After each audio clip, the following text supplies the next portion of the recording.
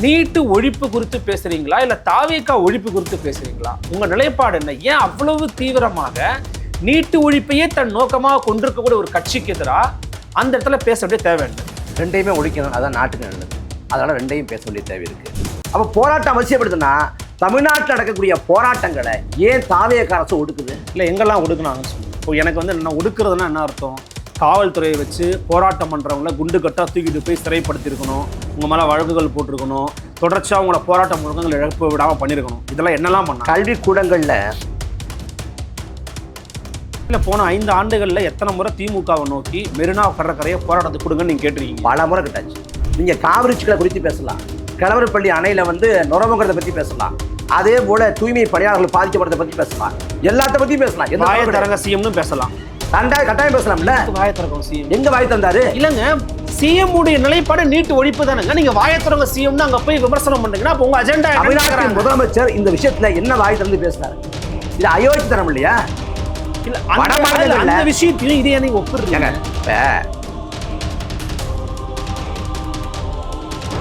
பாஜகவோட மறைமுக ஆட்சியாக தமிழ்நாட்டில் கூடிய தாவேகா ஆட்சி இருக்குன்னா அந்த ஆட்சியில அந்த அமைச்சரவையில பிசிக ஏன் அங்க வைக்குதுங்கிற கேள்வி. அதான் ஏன் கண்டிக்கலன்னா, கண்டிச்சா கர்நாடகாவில் ஜனநாயகன் படம் வெளியாகாது. திரைப்படத்தை போய் 100 விழுக்காடு திரைப்படமும் இதுக்குமாங்க காரணம். எங்க அவங்க ஆட்சிக்கே வந்தாச்சுங்க. ஆட்சிக்கு வந்தவர்கள் பிளாக்ல டிக்கெட் வித்தாங்க சம்பாதிக்கிறாங்க. பொதுமக்கள் என்ன சொல்லுவான்? அவர் கர்நாடகா வரைக்கும் போய் பார்த்தாரு, தண்ணி கட்டாரு, அது என்னப்பா பண்ணுவாரு பாவம் அப்படின்னு சொல்லுவான். அப்ப பொதுமக்களை ஏமாத்துறது தான் கர்நாடகாவுக்கு பயணம் போகுது. இது முழுக்க முழுக்க அயோக்கியத்தனமான முடிவு, அடி முட்டாள்தனமான முடிவு. ஒரு முதலமைச்சர் ஒரு நிர்வாக ரீதியா ஒரு முடிவெடுத்தா விமர்சனம் பண்ணலாம், முட்டாள்தனமான விமர்சனம்னு சொல்ல வேண்டிய தேவை. இதுல முன்னோடி எனக்கு ஆதரிச்சுனா அவர் முட்டாளிகள் அடிமுட்டாள்ங்கிறாங்க. ஏன்னா நயனார் சொல்றாரு, இந்த மேடை மட்டும் எலெக்ஷனுக்கு முன்னாடி இருந்திருந்தா எப்படி இருந்திருக்கும் அப்படிங்கிறாரு. நயனாரோட கருத்துங்கிறது அவரோட விருப்பம், அவரோட கருத்து. தெரிவு அப்படின்னா என்ன அப்படின்னு பாத்தீங்கன்னா, நேற்றுக்கு சரின்னு படுது இன்னைக்கு தப்பா போடும், இன்னைக்கு தவிர நாளைக்கு சரின்னு போடும் அப்படிங்கிறாரு. அப்ப அதுல நாம் தமிழர் கட்சிக்கு அது பொருந்துமா? அவன்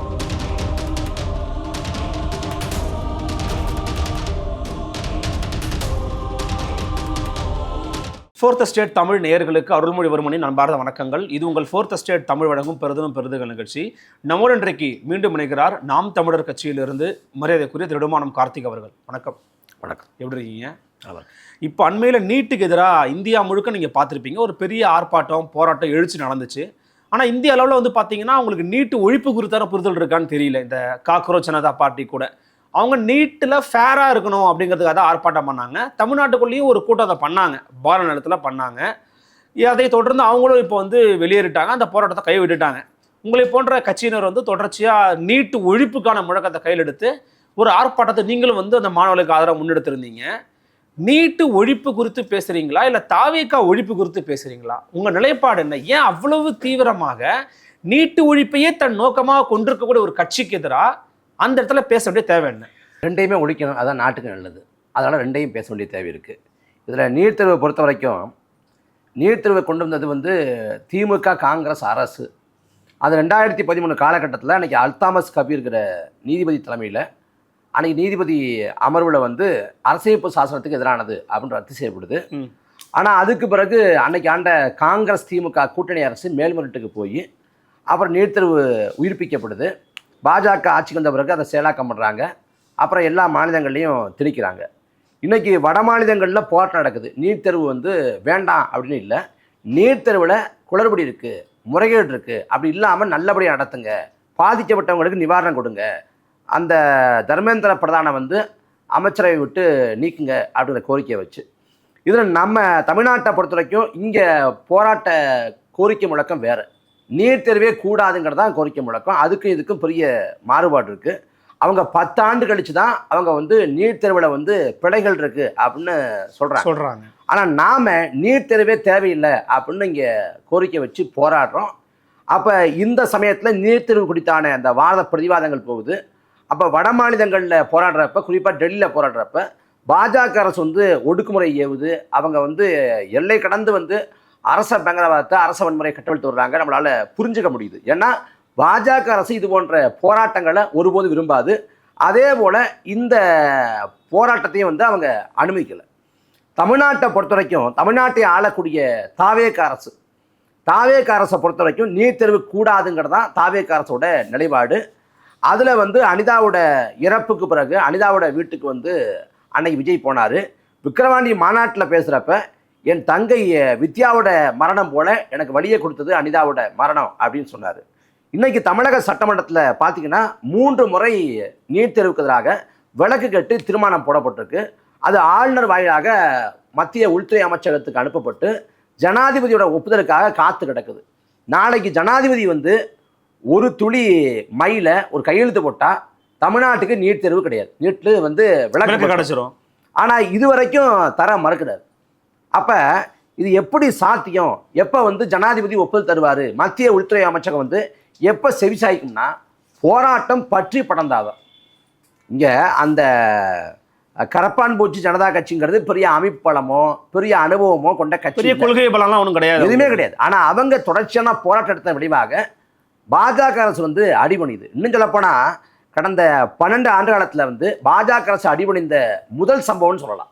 இங்கே வேளாண் சட்டங்களை திரும்ப பெற்றாங்க. அது கூட ஒரு காரணம் இருந்துச்சு. ஏன்னா பஞ்சாப் பொதுத்தேர்தல் நெருங்கிட்டு இருந்துச்சு. பஞ்சாப் பொதுத்தேர்தலை மனசில் வச்சுக்கிட்டு அவங்க பின்வாங்கினாங்க. ஆனால் இப்போ அது போன்ற தேர்தல் கால சூழலே இல்லை. மாறாக முழுக்க போராட்டத்துக்கு தான் அடிபணிச்சு மத்திய அரசு.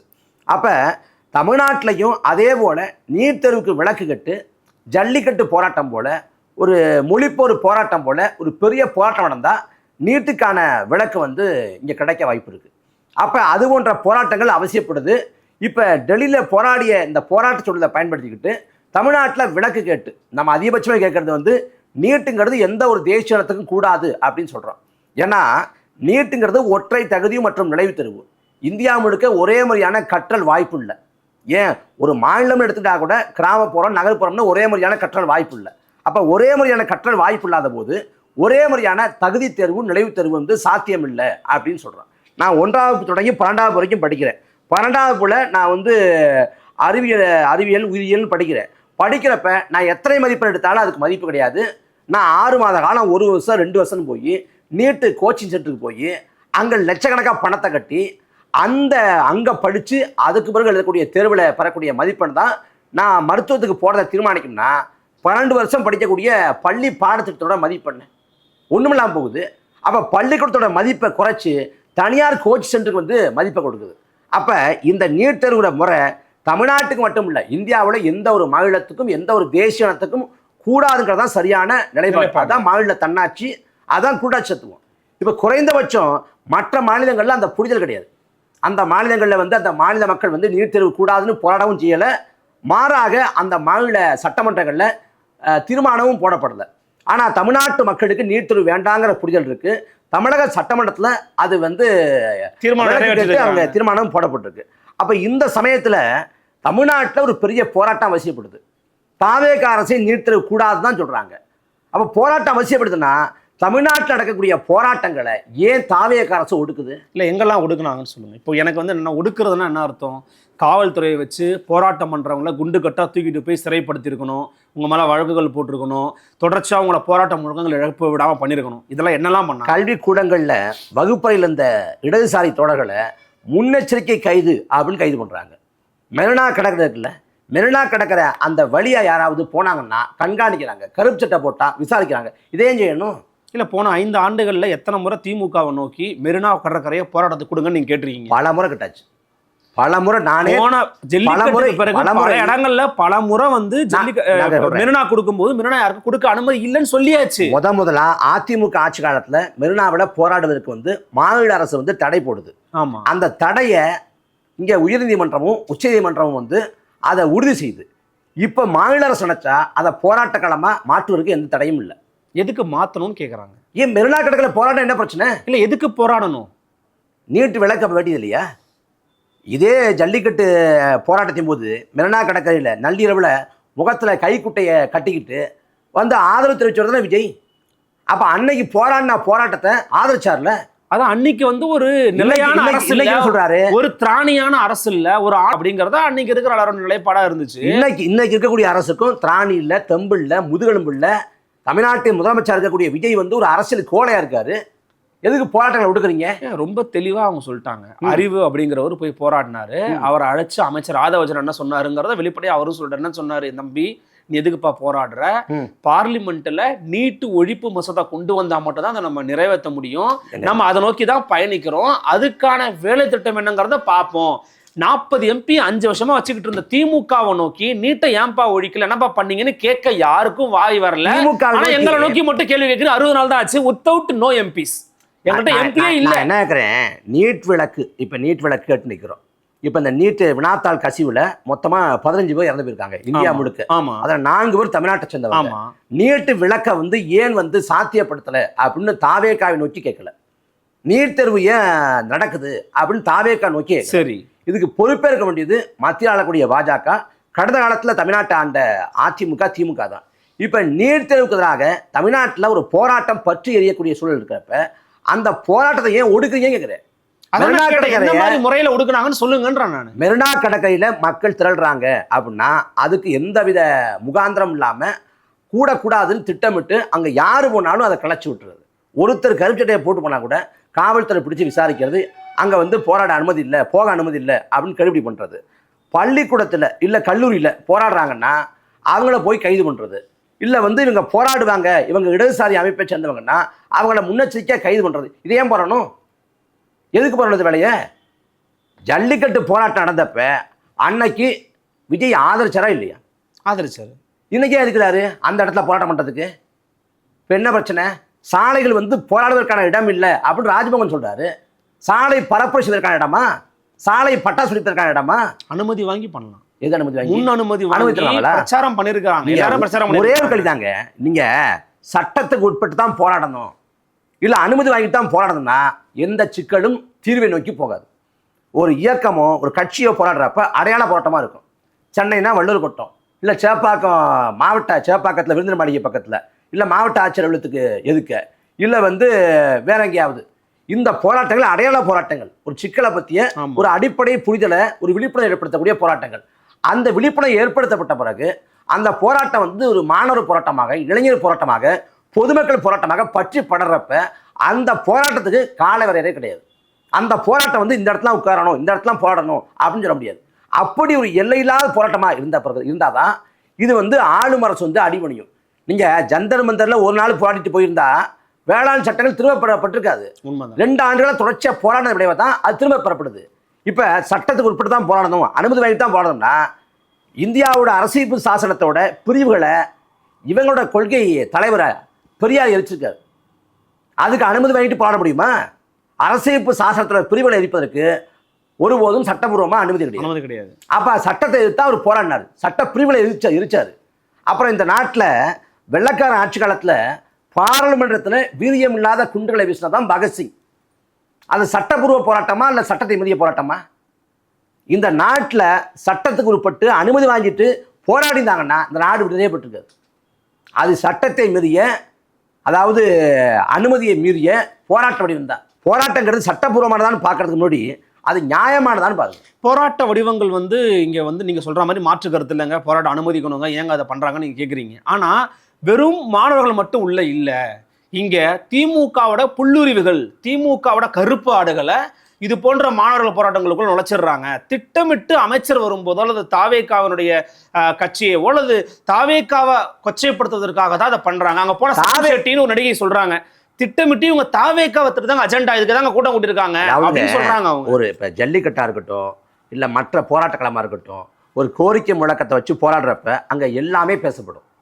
ஜல்லிக்கட்டு போராட்ட களம் எது பிரதானமா பேசப்படும்? எல்லாம் பேசப்படும். நீலம் அமைப்பு சார்பா ஒரு கூட்டம் போடுறாங்க. என்ன சொல்லி கேட்டு பதில் சொல்லுங்க. அந்த அமைப்பு சார்பா கூட்டம் போடுற தொடர் பா ரஞ்சித் அவர்கள் தலித் அமைச்சர்கள் இருக்காங்க, என்ன பண்றாங்கன்னு கேட்கிறாரு. அந்த பிரச்சனைக்கும் இந்த பிரச்சனைக்கும் என்ன தொடர்பு இருக்கு? அதை ரஞ்சித் தான் கேட்கணும். அதை ரஞ்சித்தோட கருத்து. அதே மாதிரி தான் நீங்க வரேன். அந்த அந்த போராட்ட களம் இருக்குல்ல, அந்த பாலன் இல்லம், அங்க எல்லாமே பேசப்பட்டுச்சு. அந்த பேசப்பட்ட அந்த செய்திகள்ல, கருத்துக்கள்ல, கோரிக்கை முழக்கங்கள்ல பிழை இருக்கு, தவறு இருக்கு, முரண்பாடு இருக்கு, திருச்சி பேசுறாங்க, உண்மைக்கு மாறாக பேசுறாங்கன்னா அதை கேட்கலாம். அவங்க பேசுறது எல்லாமே மக்கள் நலன் சார்ந்த விஷயங்கள். இன்னும் சொல்ல போனா போராட்ட காலத்தில் அந்த கோரிக்கையை மட்டும் தான் பேசணும்னு இல்லை. நீங்க காவிரி சிக்கலை குறித்து பேசலாம், கிழவரப்பள்ளி அணையில நுரமுங்கிறத பத்தி பேசலாம், அதே போல தூய்மை பணியாளர்கள் பாதிக்கப்படுறதை பத்தி பேசலாம், எல்லாத்த பத்தியும் பேசலாம். வாயை தரங்க சிஎம்னு பேசலாம், கட்டாயம் பேசலாம்ல. வாயை திறக்கணும் சிஎம். எங்க வாய் தந்தாரு? இல்லங்க, சிஎம் உடைய நிலைப்பாடு நீட் ஒழிப்பு தானங்க. நீங்க வாயை திறங்க சிஎம்னு அங்க போய் விமர்சனம் பண்றீங்கன்னா அப்ப உங்க அஜெண்டா என்ன? தமிழ்நாட்டின் முதலமைச்சர் இந்த விஷயத்துல என்ன வாய் திறந்து பேசினாரு? ராகுல் காந்தி தாக்கப்பட்ட போது அதை எதிர்க்கிறேன். ராகுல் காந்தி தாக்கப்பட்ட பிறகு ஒரு நாள் கழிச்சு இரவு வேளையில ராகுல் காந்தி தாக்கப்பட்டதா செய்தி வருது. அடுத்த நாள் மதியத்துக்கு மேல ஒரு அறிக்கை வருது, பட்டும் படாம மயிலிற கால வருடுறது போல ஒரு அறிக்கை வருது. நீங்க ஒரு படத்துல நடிச்சீங்க, அந்த நண்பன் ஒரு படம், அதுல ஒரு கதாபாத்திரம் கொசக்சி பசப்புகள்னு, அந்த அந்த அந்த கதாபாத்திரம் இருக்குல்ல, அது யாரை வச்சு உருவாக்கப்படுதுன்னா அந்த சோனம் வாங்ஸு வச்சு. அந்த சோனம் வாங்ஸு வந்து 20 நாட்களுக்கு மேல போராடுறாரு. அந்த போராட்டம் சரியானது ஆதரிக்கணும்னு பேசுங்களா? வாய் தந்தீங்களா? அவங்களோட தாவேக்காவோட அந்த ட்விட்டர் பக்கத்தில் ஒரு செய்தி வருது, அதாவது காவல்துறைக்கும் மாணவருக்குமான மோதல் அப்படின்னு வருது. காவல்துறைக்கும் மாணவருக்குமான மோதல்னா 2 பேரும் தகராறு பண்ணி சண்டை போட்டுக்கிட்டான்னு அதை அப்படியே சமப்படுத்துறாங்க. அப்போ அரச வன்முறையை, அரச ஒடுக்குமுறையை அதை திருச்சி பேசுறாங்க. அப்போ தாவேக்கா நிலைப்பாடு என்னவா இருக்கு? மாணவர்கள் தாக்கப்படுறாங்க, அரச வன்முறைக்கு, அரச பயங்கரவாதத்துக்கு உள்ளாக்கப்படுறாங்க. ஆனால் தாவேக்கா என்ன சொல்லுது? மாணவர்களுக்கும் அந்த காவல்துறைக்கும் இடையே மோதலுங்குது. இது கொச்சப்படுத்த வேலை இல்லையா? விஜய் பேசினா என்னங்க பிரச்சனை? தாராளமா பேசுறீங்க. இப்படிப்பட்ட ஒரு கையாளாத அரசை என்னங்க செய்ய சொல்றீங்க? எடப்பாடி பழனிசாமி நீட் பிரச்சனை இல்ல, என்னங்க பண்ண முடியும்? நீட் பிரச்சனையில இந்த போராட்டத்துல பங்கே எடுக்காத அதிமுகவை நீங்க திட்டுறீங்களா? எடப்பாடி பழனிசாமி ஒரு கிள்ளிக்கிரியை தூக்கி போட்டிருப்பாரா? இந்த சிக்கல் குறித்து உதயநிதி வாயை திறந்தாரா? திமுக என்னவாறு எதிர்கட்சியை வேலை பார்த்துருக்காங்க. நீங்க உங்க மாணவனை போராட்டம் பண்ணுச்சு, திமுக மாணவன் என்ன பண்ணுச்சு? கடந்த 10 ஆண்டு காலம் எடுத்துங்க. எடப்பாடி பழனிசாமி ஆட்சி காலத்தில் எடப்பாடி பழனிசாமி எந்த எல்லைக்கு போய் விமர்சனம் பண்ணியிருக்கோம்? கடந்த 5 ஆண்டு காலத்தில் இதே திமுகவை நோக்கி இந்த நீட் தேர்வு அந்த சூத்திரம் என்னாச்சுன்னு எத்தனை முறை கேட்டிருக்கோம்? நான் தான் திரும்ப திரும்ப சொல்றேனே, இந்த விஷயத்துல நீட் தேர்வுக்கு நான் விஜயை பொறுப்பாக்க விரும்பல. ஆனா நீட் தேர்வுக்கான எதிரான போராட்டங்களை ஏன் ஒடுக்குறீங்க? அதே பாலன் இல்லத்துக்கு வந்து அனுமதி இது பெரும்பான்மை இல்லைன்னு சொல்லிட்டு பெரும்பான்மை வாங்குறதுக்காக நாக்க தொங்க போட்டுக்கிட்டு 1 தடவை 2 தடவை வந்தீங்க. ஆனா இங்க எப்ப வந்தீங்க? போராட்டம் இன்னைக்கு இரவு முடிக்கப்பட போகுதுன்னு தெரிஞ்சுக்கிட்டு, உளவுத்துறை மூலமா தெரிஞ்சுக்கிட்டு, அதுக்கு பிறகு ராஜ்மோகன் வர்றாரு. ராஜ்மோகன் வந்து வழக்கம் போல அவர் உருட்டுறாரு, அங்க ஆத்துறாரு. அப்ப மாணவர்கள் என்ன சொல்றாங்க? மெரினாவில் போராட எங்களுக்கு கொடுங்க, இடத்த கொடுங்க அப்படின்னு கேட்குறாங்க.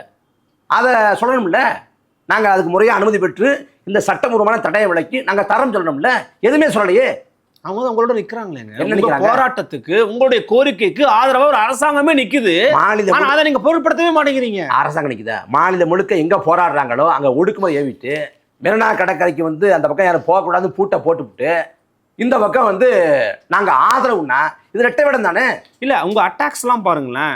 ஜனநாயகன் படம் பார்க்க போறாங்க, இதுதான் ஜனநாயகமா? ஜனநாயகத்தை காப்பாத்தாம படம் பார்க்க போறாங்கன்றீங்க. எது அவசியம்? ஒரு ரசிகர்கள் ஏற்கனவே தொண்டர் அந்த மீட்டிங்ல அந்த ரசிகர் மன்றத்தில் இருந்தவங்க படம் பார்க்கறது ஒரு 10 பேர் 5 பேர் போயிருப்பாங்க. அதை நீங்க பூதாகரப்படுத்தி அதை பெருசுபடுத்தி அவங்க மட்டுமா பார்த்தாங்க? இப்ப இன்னைக்கு நம்ம பேசிக்கொண்டிருக்கிற தருணத்துல தமிழ்நாடு தலைமைச் செயலகத்துக்கு வந்து முதலமைச்சர் வந்துட்டார். கடந்த 4 நாட்கள் தலைமைச் செயலகம் செயல்பட்டுச்சா? அமைச்சர் பெருமக்கள் அதிகாரிகள் வந்தாங்களா? இன்னைக்கு பைக்கில் ஆய்வுக்கு போயிருக்கிறாருங்க. தூர்வாரும் மணிக்கு பைக்கில் போயிருக்கிறார் அமைச்சர் ஆனந்த். அந்த நகைச்சுவையெல்லாம் என்ன சொல்கிறது, அதெல்லாம் ஒரு நகைச்சுவைங்க, அதெல்லாம் ஒரு கொடுமை. அதாவது படத்தை பார்த்து அப்படியே அழுகிறாங்கல்ல. அமைச்சர் பர்வேஸு, அமைச்சர் ஆனந்த் எல்லாரும் படத்தை பார்த்து அழுகிறாங்க. எது இலவுதான் விழுந்துச்சா? எதுக்கு அழுகிறாங்க? அதில் கரூர் மாவட்ட செயலர் இருக்காரு பாருங்க, கரூர் மாவட்ட செயலர் மதியழகன், அவர் எழுதாரு பாருங்க, அதாங்க சகிச்சிக்கவே முடியல.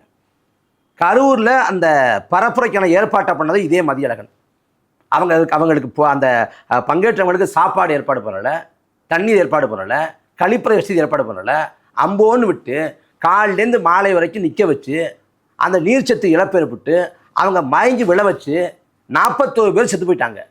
நம்ம பரப்புரை களத்தில் 41 பேர் செத்து போயிட்டாங்க, நம்மளால 41 பேர் செத்து போயிட்டாங்கிற குற்ற உணர்ச்சி இல்லாமல் அன்னைக்கு ஓடி ஒளிஞ்ச கோலை வந்து இந்த மதியழகன். அன்னைக்கு ஓடி ஒளிஞ்சிட்டு கரூர் அரசு பொது மருத்துவமனைக்கு வரலை. இன்னைக்கு படத்தை பார்த்து அழுகுறாருன்னா என்ன பண்றது? இது அயோக்கியத்தனம் இல்லையா?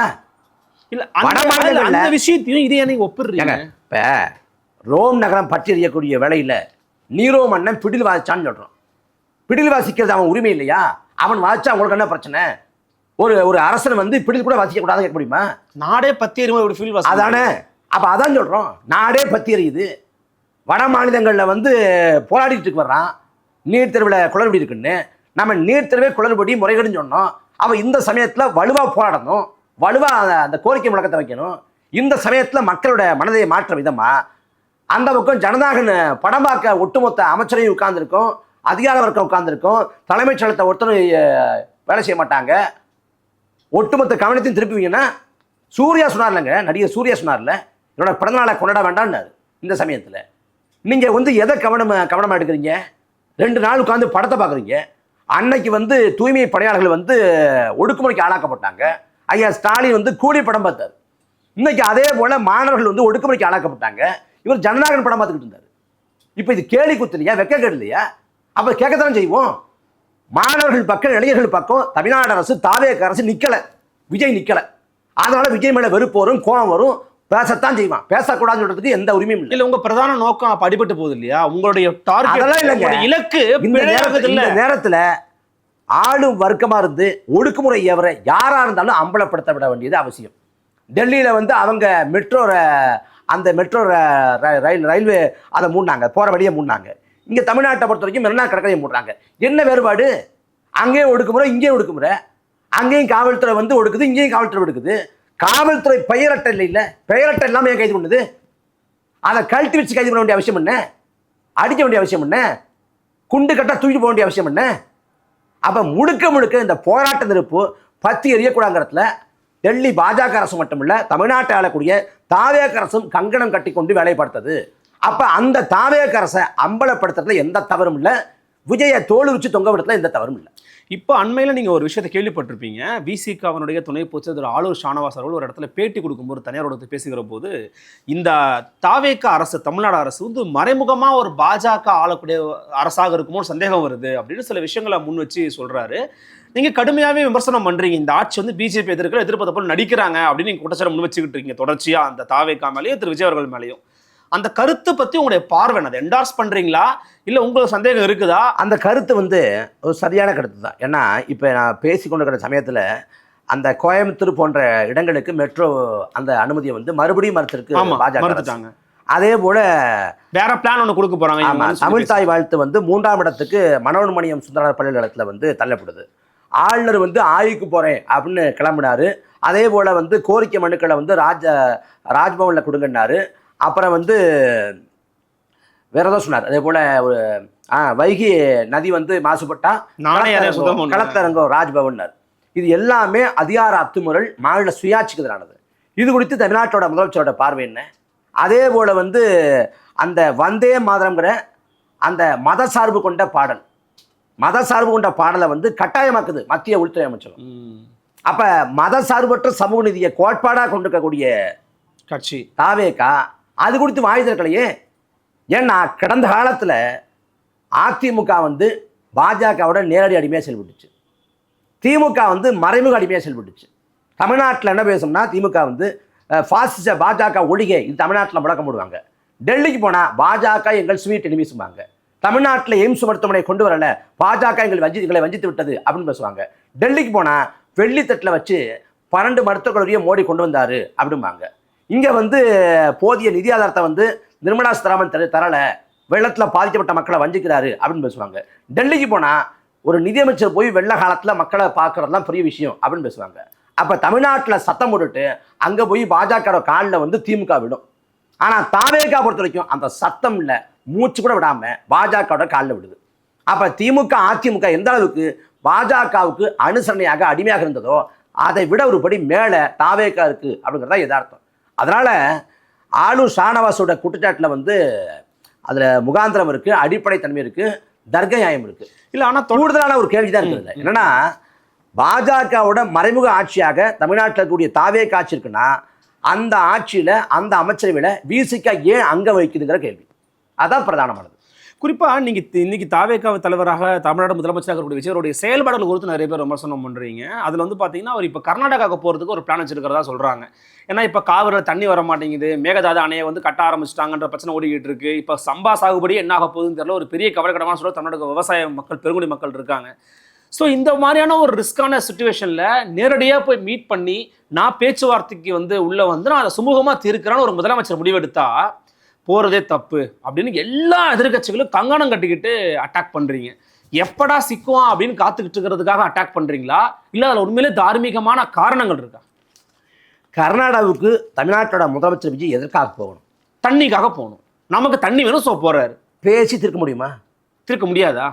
அதாவது காவிரி சிக்கலை இனி பேச்சுவார்த்தையின் மூலமாக தீர்க்க முடியாதுங்கிற நிலையை எட்டிய பிறகுதான் தண்ணீர் தகராறு சட்டத்தின்படி காவிரி நடுவர்மன்றம் அமைக்கப்படுது. எப்போ? 90களில் விபிசிக்கு ஆட்சி காலத்தில் காவிரி நடுவர்மன்றத்தோட இடைக்கால தீர்ப்பு 91 கொடுக்கப்பட்டு 205 டிஎம்சி தண்ணியை தமிழ்நாட்டுக்கு தரணும் அப்படின்னு சொல்லப்படுது. அப்புறம் அரசியலில் வெளியிடப்படுது. அதுக்கு முறை 2007 காவிரி நடுவர்மன்றத்தோட இறுதி தீர்ப்பு விடப்படுது.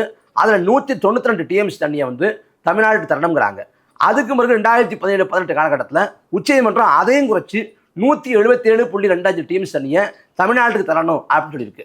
இந்த 177.25 டிஎம்சி தண்ணியை எப்போ தர்றாங்க கர்நாடகா அப்படின்னு பார்த்தீங்கன்னா, கர்நாடகாவோட மிதமிஞ்சி அளவில் மழைப்பொழிவு இருக்கிறப்ப அந்த மழைப்பொழிவை காலத்தில் வடிகால தமிழ்நாட்டை பயன்படுத்துறதுக்கு தண்ணியை திறந்து விடுது. மற்ற சமயங்களில் தண்ணியை தரமாட்டேன் அப்படின்னு சண்டித்தனம் பண்ணுது. தரமாட்டேன்னு சொல்வதற்கான எந்தவித உரிமையும் கர்நாடகாவுக்கு இல்லை. தமிழ்நாட்டுக்கு தான் காவிரி மீது அதிகப்படியான உரிமை உண்டு. அப்போ கர்நாடக அரசு பண்ணுறது அடாவடித்தனம், சட்டப்பூர்வமானது கிடையாது.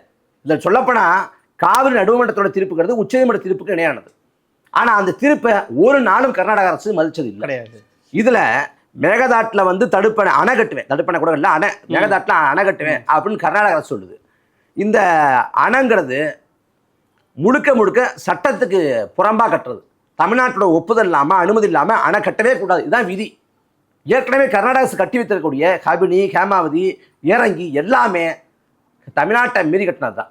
அதே போல் இப்போயும் ஒரு அணை கட்டுறேன் அப்படின்னு கிளம்புது.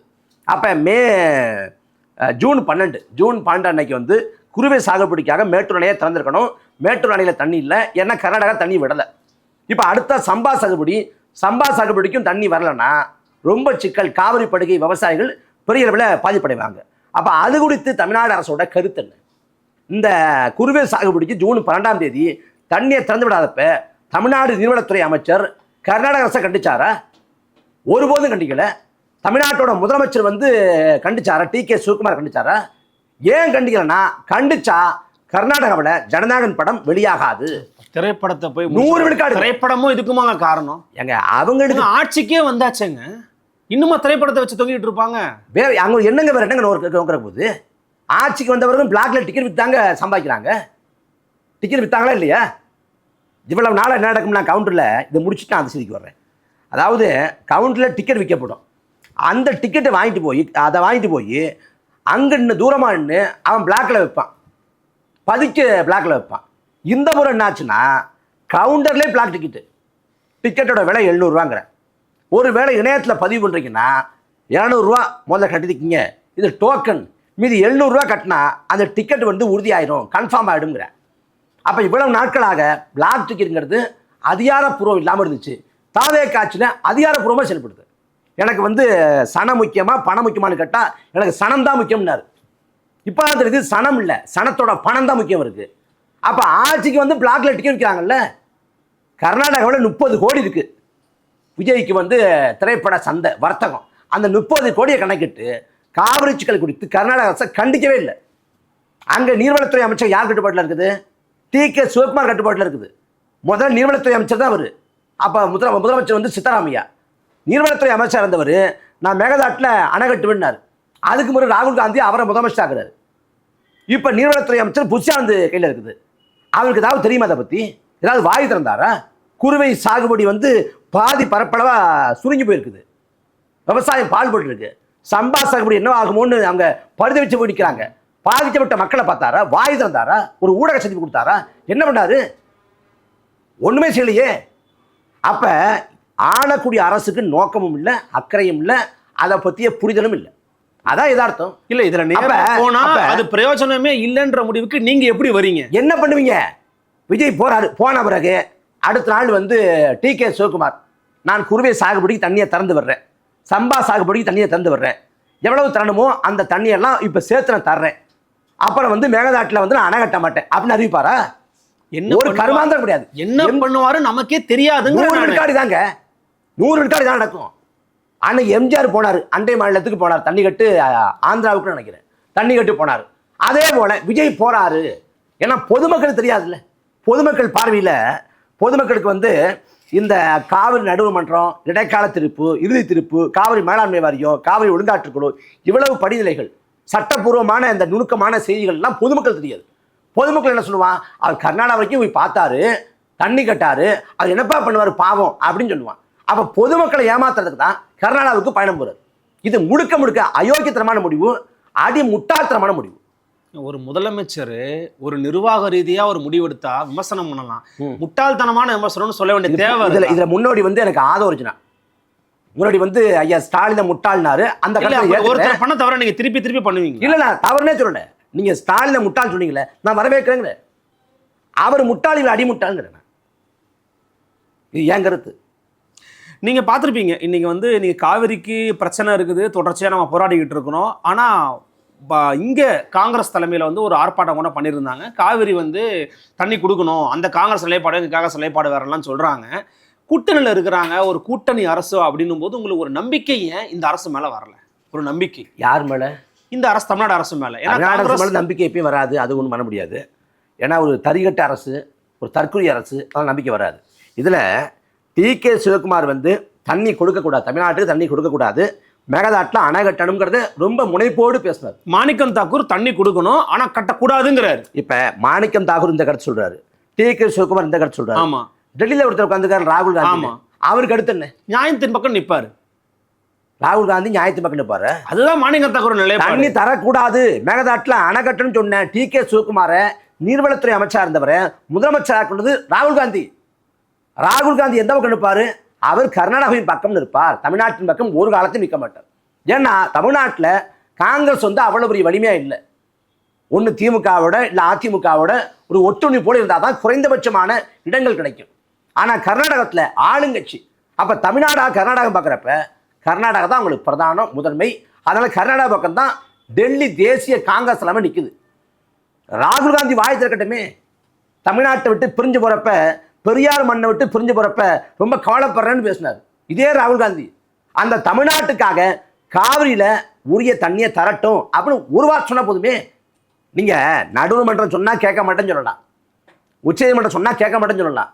ராகுல் காந்தி சொன்னா கேட்க மாட்டேன்னு சிவகுமார் சொல்ல முடியாது. சொன்னா அவரே கூட ராகுல் காந்தி மாத்தலாம். ஒரு முறை சொல்லுங்களேன், அங்க போய் பேசுங்களேன், இங்க போய் பேசுறதுல அங்க போய் பேசுங்களேன், ராகுல் காந்தி பேசுங்களேன், உங்க ஆள் தானே சொல்லிவிடுங்க அப்படின்னு சொல்லுங்களேன். அதையும் செய்ய மாட்டேங்கிறாரு. இல்லை குறைந்தபட்சம் ஒருவேளை இந்த காவிரி விவகாரத்தில் தமிழ்நாட்டில் நடந்துக்கு எதிராக இனியும் காங்கிரஸ் கட்சி செயல்பட்டால் அந்த டி.கே. சிவகுமாரை வந்து ராகுல் காந்தி நடவடிக்கைக்கு உட்படுத்தணும். அப்படி உட்படுத்தலைன்னா நான் வந்து காங்கிரஸோடு கூட்டணியை முறிச்சுக்குவேன், அமைச்சரை விட்டு காங்கிரஸை வெளியேற்றுவேன் அப்படின்னு பேசுவார். விஜய்க்கு பேச துணிவு இருக்கா, துப்பு இருக்கா? ஒருபோதும் பேச மாட்டார். அவங்களுக்காக காவிரி சிக்கலோட அடிநாதம் கூட தெரியாது, ஒன்றுமே தெரியாது. இல்லை நீங்கள் இப்போது நம்ம நாம் தமிழர் கட்சி குறித்து நம்ம வந்து இப்போ அண்மை கிழமை வைக்கிற விமர்சனம் அப்படிங்கிறது, இந்த ஆளுங்கட்சி மீதான விமர்சனங்களை ரொம்ப ஸ்ட்ராங்காக வைக்கிறீங்க. கிட்டத்தட்ட சில பேர் என்ன சொல்கிறாங்கன்னா, திமுக கூட அவங்க இப்படி திட்டினது இல்லைங்க, தாவேக்காவை அப்படி திட்டுறாங்க, அப்படி விமர்சனம் பண்ணுறாங்க. திமுக திட்டினது இல்லையா? திமுக கூட இவ்வளோ தூரம் விமர்சனம் பண்ணது இல்லைங்க. அதாவது சொல்லி முடிச்சிடறேன். அப்படி யார் சொல்கிறாங்கன்னா, அப்படி சொல்கிறவனுக்கெல்லாம் ஒரு நோக்கம் இருக்கும், சொல்கிறவனுக்கெல்லாம் உள்நோக்கம் இருக்கும், சொல்கிறவனுக்கெல்லாம் ஒரு கருத்துவாக்கம் செய்ய வேண்டிய அவசியம் இருக்கும். திமுக ஆட்சி காலத்தில் அண்ணன் சீமான் போராடி தான் 200க்கும் மேற்பட்ட வழக்குகள் பெற்றிருக்காங்க. திமுகவோட கடந்த கால ஆட்சி இருக்குல்ல, 2006-11, அந்த தொடக்க நிலையில தான் அண்ணன் சீமான் வந்து 6 மாத காலம் உள்ள இருந்தாங்க. தேசிய பாதுகாப்பு சட்டத்தில் அடைக்கப்பட்டாங்க. கடந்த திமுக ஆட்சி காலத்தில் என் மீது வழக்கில் போடப்பட்டிருக்கு, நாம் தமிழர் கட்சி உறவுகள் மீது வழக்கு போடப்பட்டிருக்கு. அண்ணன் சாட்டை துறைமுகன் வந்து ஓராண்டு காலம் சிறையில் இருந்தாங்க, குண்ட சட்டத்தில் அடைக்கப்பட்டாங்க, 4 முறை கைது செய்யப்பட்டாங்க. இவ்வளவு அடக்குமுறைக்கு நாங்கள் தான் ஆளாக்கப்பட்டோம். நாங்கள் திமுக ஆட்சி காலத்தில் அத்தனை அவலங்களுக்கு தான் போராடணும். நீங்கள் ஒரு பத்திரிகையாளராக சொல்லுங்க, தாவேகா திமுக ஆட்சி நடந்த அவலத்துக்கு எதிராக எத்தனை போராட்டங்கள் அப்படி இருக்கு? பெருசாக அவங்க எதுவும் பண்ணல. ஒரே ஒரு போராட்டம் 3/4 மணி நேரத்துக்கு, அஜித்குமாரோட மரணத்துக்கு அன்னைக்கு விஜய் வந்து 4 நிமிஷம் பேசினார். அதை கடந்து திமுக ஆட்சி காலத்தில் 2.5 ஆண்டு காலம் கச்சுடங்கி ஆயிருந்துச்சு தாவேக்கா தொடங்கி. அந்த 2.5 ஆண்டு காலத்தில் போராட்டமே செய்யலை. போராடி கொண்டு வந்த தூய்மை பணியாளர்களையோ இல்லை ஆசிரியர் பெருமக்களையோ செவிலியர் பெருமக்களையோ யாரையும் போய் விஜய் பார்க்கவும் இல்லை. திமுக ஆட்சி காலத்தில் திமுக குதிரவே தாவேக்கா போடுறதையே. அவங்க என்ன கேட்குறாங்க, வெற்றிமாறன் திமுக ஆட்சி காலத்தில் போராடினாரா, ரஞ்சித் போராடினாரா கேட்குறாங்க. சரி கேளுங்க, உங்கள் பக்கத்தில் இருக்காங்களா வைகோவையும் காங்கிரஸையும் கேளுங்க. வைகோ எத்தனை போராட்டங்களை திமுக தான் எடுத்தார். இல்லை, அவர் தான் சொல்லிட்டாரு, நான் கூட்டணி தர்மத்துக்காக நான் அமைதியாக இருந்தேன், இப்போ நான் வெளியில் வந்து பேசிட்டேன். ஒரு கட்சியே பேசாது, வைகோ பேச மாட்டாரு, காங்கிரஸ் பேசாது, ஆனால் வெற்றிமாறன் பேசணும், ரஞ்சித் பேசணும்னு எப்படி சொல்லுவீங்க? எதிர்பாருங்க, முதல்ல வைகோ கிட்ட எதிர்பாருங்க, காங்கிரஸ் கிட்ட எதிர்பாருங்க, திருமாவளவன் கிட்ட எதிர்பாருங்க, அப்புறமா ரஞ்சித் கிட்ட எதிர்பாருங்க, அண்ணன் வெற்றிமாறன் எதிர்பாருங்க. என்னன்னா இப்போ தொடர்ச்சியாக நாம் தமிழர் கட்சியினுடைய இன்டர்னல் இஷ்யூஸ் வந்து இப்போ வெளியில் வந்துகிட்டு இருக்கு. குறிப்பாக வந்து கட்சிக்குள்ள வந்து அவர் மீண்டும் ஒரு சர்வாதிகாரத்தன்மையோட இயங்க ஆரம்பிச்சிட்டாரு, கட்சி வந்து கலகத்துக்கு போயிருச்சு, எல்லாரும் வந்து கட்சியை விட்டு வெளியேறாங்க அப்படின்னு ஒரு விமர்சனம் இப்போ வந்து எழ ஆரம்பிச்சு. விமர்சனம் இல்லை, அது கருத்துருவாக்கம். அது வழக்கம் போல வளமை போல நமக்கு தான் செய்யக்கூடிய கருத்துருவாக்கம். கருத்துருவாக்கம் தான் சொல்றாங்க. ரீசெண்டாக அவர் மேடையில் கூட சரத்குமார் அவருடைய பிறந்தநாள் விழா மேடையில் கூட பேசியிருந்தார். அவருக்கு தெரியும் அவர் இன்னைக்கு பிஜேபி தான், அது கிட்டத்தட்ட வலதுசாரி ஆதரவாளர், மோடி ஆதரவாளர் தான் அவர். அந்த மேடையில் வந்து எப்படி திரு சீமான் அவர்கள் ஏறலாம், பங்கேற்கலாம், என் மாமா நயினார்னு சொல்லி புகழுரை வந்து சூட்டுகிறார். சரத்குமார் அவர்களை பாராட்டி பேசுகிறார். ஈழத்தமிழர்கள் விவகாரத்துக்காகலாம் அவர் பல விஷயங்கள் நான் போய் சந்திச்சிருக்கிறேன் அப்படிங்கிறாரு. ஆனால் அவர் ஈழத்தமிழருங்கிற வார்த்தையை கூட பயன்படுத்தாத நபர் தான் சரத்குமார் அப்படின்னு சொல்கிறாங்க. இந்த இணக்கம், இந்த போக்கெல்லாம் எப்படி புரிஞ்சுக்கலாம்? ஏன்னா நயினார் சொல்கிறாரு, இந்த மேடை மட்டும் எலெக்ஷனுக்கு முன்னாடி இருந்திருந்தா எப்படி இருந்திருக்கும் அப்படிங்கிறாரு. நினைச்சு கூட பார்க்க முடியல அதை, நாம் தமிழர் கட்சி வந்து அப்படி இருக்கும் அப்படின்னு சொல்றேன். நயனாரோட கருத்துங்கிறது அவரோட விருப்பம், அவரோட கருத்து. அது நாம் தமிழர் கட்சியின் கருத்து இல்லை. அண்ணன் சீமான் பேசுகிறப்ப அது வந்து அந்த இடத்துல ஐயா சரத்குமாரை அவரை போட்டு விதமாக பேசினாங்க. அதில் வந்து இதுக்கு பிறகு நாங்கள் அரசியலில் அணைஞ்சு நிற்போம்னோ இல்லை வந்து கூட்டணி போடுவோம்னோ அப்படிலாம் எதுவுமே சொல்லலை. இது வந்து அரசியலே கடந்து ஒரு நல்ல திரைக்கலைஞர், இந்த மண்ணின் மகன் ஐயா சரத்குமார், அவரை போற்றக்கூடிய அந்த பிறந்தநாள் நிகழ்வு கட்சி மாற்றங்களை அரசியல் வேறுபாடுகளை கடந்து அதில் கலந்துக்கிட்டாங்க, அவ்வளவுதான். இல்லை, இப்போ துறைமுக காஜா இல்ல திருமண நிகழ்வில் வந்து உதயநிதி ஸ்டாலின் பக்கத்தில் அண்ணன் உட்காந்துருந்தாங்க. அப்போ வந்து திமுகவோட இருக்கமா அப்படின்னு கேட்கப்பட்டுச்சு. அந்த மேலே அண்ணன் சொன்னாங்க, இது அரசியலை கடந்த குடும்ப நிகழ்வுனாங்க. அதே போல ஒரு குடும்ப நிகழ்வு தான் அது. இதில் வந்து இப்போ நயினார் நாகேந்திரனை வந்து மாமான்னு அண்ணன் சொல்கிறாருன்னா அவரை மட்டும் மாமான்னு சொல்லலை, ஐயா திருநாவுக்கரசர் ஐயாவையும் வந்து மாமான்னு தான் அண்ணன் சொல்லுவாங்க. அதே போல் தமிழர் சங்கபாண்டியனை வந்து அண்ணின்னு சொல்லுவாங்க, ஆர் ராசாவை அண்ணன் சொல்லுவாங்க, ஏன் விஜய தம்பின்னு சொல்லலையா? இது வந்து அரசியலே கடந்த ஒரு உறவு, ஒரு இணக்கம் பாராட்டுறது. இதுக்கு ஒரு உள்நோக்கம் வச்சு ஒரு சாயம் பூசி இதை வச்சு கட்டுக்கதைகளை கருத்துருவாக்களை செஞ்சால் அதுக்கு நம்ம பொறுப்பேற்க முடியும். இல்லை, அதில் அவர் பேசும்போது சில வார்த்தைகள் வசனங்கள்லாம் பயன்படுத்தினார். பகுத்தறிவு அப்படின்னா என்ன அப்படின்னு பார்த்தீங்கன்னா, நேற்றுக்கு சரின்னு போடுறது இன்னைக்கு தப்பாக போடும், இன்னைக்கு தவிர நாளைக்கு சரின்னு போடும் அப்படிங்கிறாரு. அப்போ அதில் வந்து நாம் தமிழர் கட்சிக்கு அது பொருந்துமா? அவங்களும் தான் மாற போறீங்களா? அதாவது மாற்றம் ஒன்றே மாற்றம் இல்லாதுன்னு மாமேதி மார்க்ஸ் சொல்கிறார். அதைத்தான் நான் சீமான் வந்து மேலே சொல்கிறாங்க. இதில் ஐயா சரத்குமார் வந்து கடந்த காலத்தில் வச்ச நிலைப்பாடுகளில் அவங்களுக்கு வந்து ஒரு மாற்றம் பிறக்குது, தேவைன்னு தோணுது, அவங்க மாறுறாங்க, மாற்றத்துக்கு தன்னை உட்படுத்திக்கிறாங்கன்னு சொல்கிறார். நாம் தமிழர் கட்சியை பொறுத்த வரைக்கும் நாம் தமிழர் கட்சியோட அணுகுமுறைகளில் மாற்றம் இருக்கும். இன்னும் வீரியமாக செய்வோம், விரிவாக்கமாக செய்வோம். அதே சமயத்தில் திமுக, அதிமுக, காங்கிரஸ், பாஜக இவங்களை எதிரிகளாக வர்ணிச்சதில்லை, அவங்கள எதிரிகளாக கட்டமைச்சதில்லை, நமக்கு எந்த பின்வாங்கலும் இல்லை. நிலைப்பாட்டிலேயோ கோட்பாட்டிலேயோ கொள்கை உறுதிப்பாட்டிலேயோ எந்த சமரசம் இல்லை, எந்த பின்வாங்கலும் இல்லை, அதே நிலைப்பாடு தான். ஆனால் அணுகுமுறையில் வேறு மாதிரி இன்னமும் நுட்பமாக அணுகுவோம், அவ்வளோதான். இல்லைனா போராட்ட காலங்களில் ஊடக சந்திப்புகளில் உங்களை போன்ற நபர்களை பார்க்க முடிகிறது மற்றும் இதர கட்சி நிர்வாகிகளை பார்க்க முடிகிறது. ஆனால் திரு சீமான் அவர்களை பார்க்க முடிகிறது. அண்ணன் வருவாங்க, மக்கள் தேடுவாங்க, அப்போ களத்துக்கு வந்து அண்ணன் வருவாங்க. பல விதமான கருத்துக்களை பகிர்ந்துட்டீங்கன்னா ரொம்ப நன்றி.